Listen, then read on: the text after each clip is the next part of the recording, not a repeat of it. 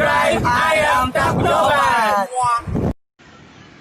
Good day everyone, this is Jordan for I am Tacloban.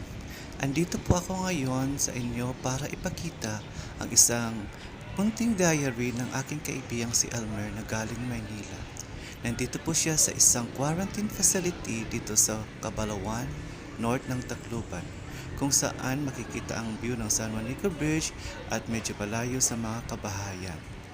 Ngayon, nandito siya ngayon para mag-quarantine ng 2 linggo para sa pagiging safe pa rin ng kanyang pamilya.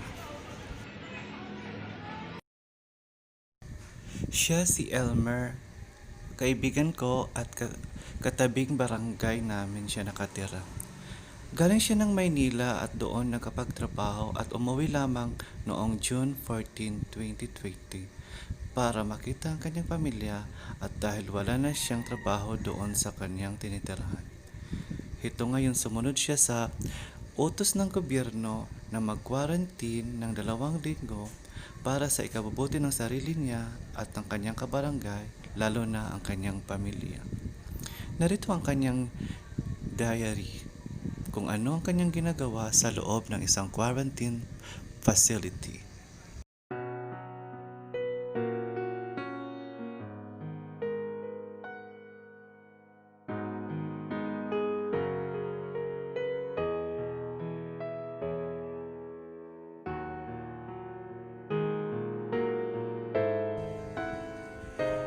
Yun, kumakain kang mag-isa kasi yung mga kasama mo hindi kayo dapat kumain ng sabay-sabay, magkaharap o magkatabi.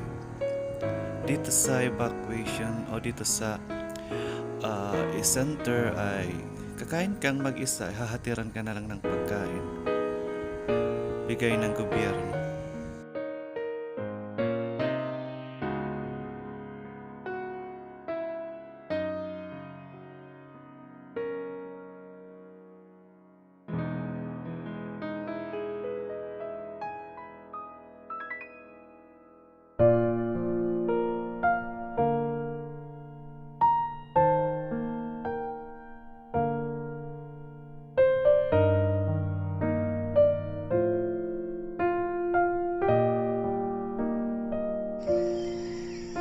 It's a brand new day. Ayan.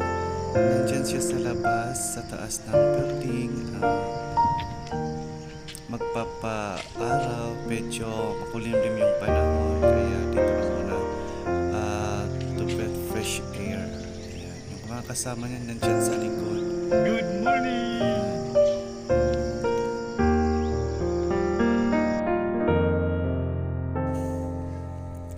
Dito naman ay personal niya ang kinukunan ng body temperature yung katawan niya at nire-record sa isang booklet para ma-check naman ng mga attending nurse at mga frontliners na nagbabantay sa kanila doon. Ayan.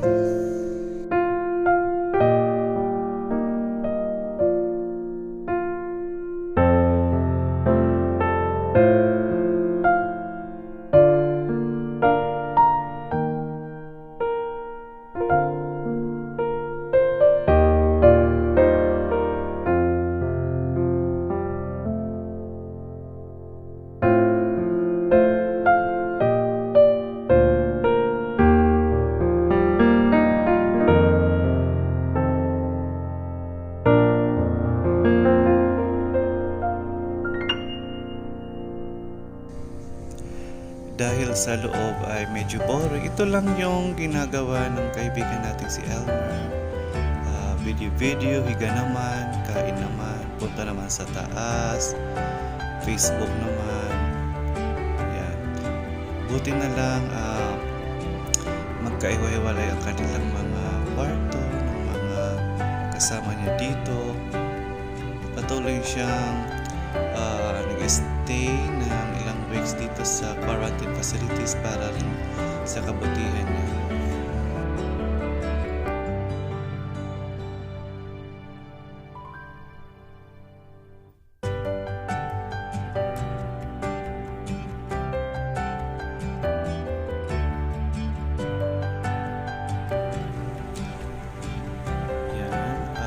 Every morning, pumupunta siya taas ng building at check niya yung kapaligiran.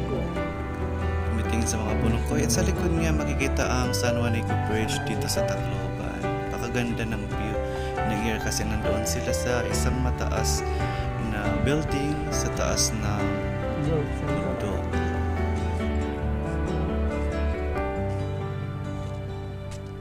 Ridge view. Ridge view.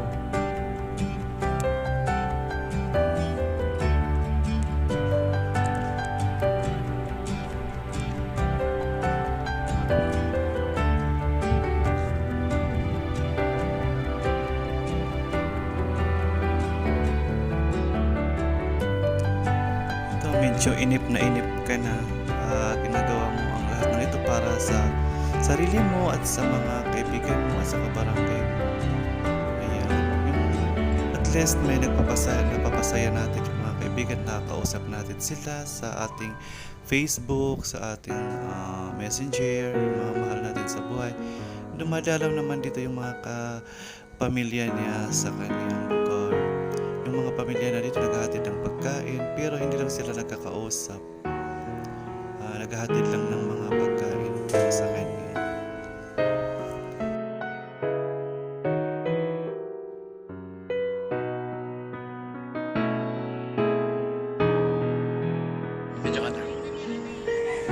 Another brand new day. Ayan. So, nandito naman siya sa taas. Gusto mong makikita niya ang mga kasama niya dito sa likod. Kita yung view, ang San Juanico Bridge, yung mga karatig na barangay. Kunting mga araw na lang at kakalabas niya rin siya dito.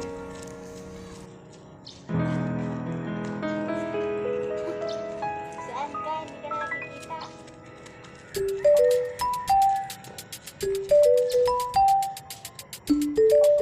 Pagka rin naman, bali na sa kwan.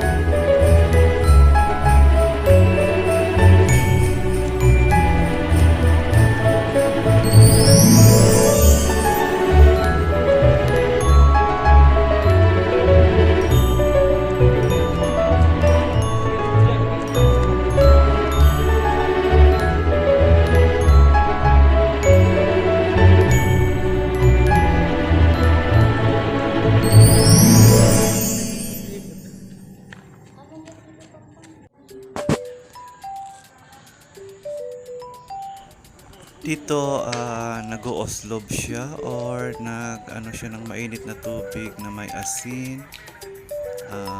Inaano niya yung mukha niya doon, ini-inhale, exhale niya doon para naman maging malinis ang kanyang pakiramdam, maging maganda. Yan. So, dapat din natin itong gawin lalo na kung may mga sipon tayo at para naman sabi nila na nakakatulong daw mawala o maalis yung mga virus na hatid sa atin ng sipon, ng flu, ng ibang.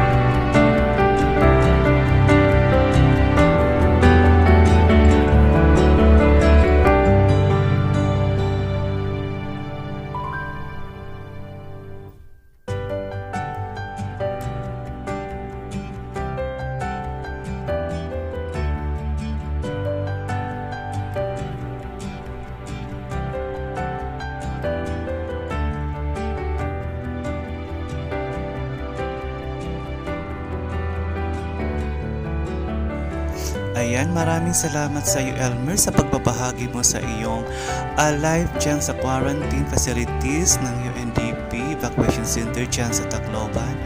Sana ay makakalabas ka na rin ilang days na lang at maraming salamat sa pagbabahagi ng iyong buhay at kwento dyan. Stay healthy at sana magkita-kita rin tayo ulit. Thank you, Elmer. Bye-bye. And this is Jordan for I Am Tacloban.